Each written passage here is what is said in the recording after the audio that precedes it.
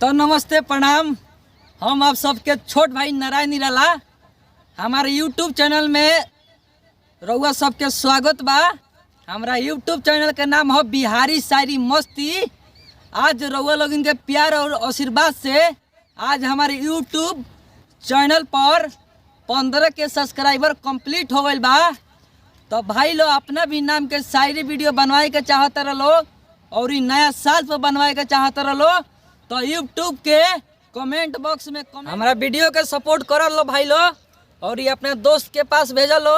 नया साल में एकदम फ्री में मर दे अपना नाम के कमेंट कर लो, अपने नाम के शायरी बनाओ लो। जाते जाते एगो बात बता दी कि हमारे इंस्टाग्राम आईडी के नाम हो बिहारी शायरी मस्ती। तो भाई लोग जाके वहाँ भी हमरा के सपोर्ट कर लो और फॉलो कर लो। और फिर मिलते हैं अगले वीडियो में, तब तक के लिए बाय दोस्तों, फिर मिलते हैं, लव यू।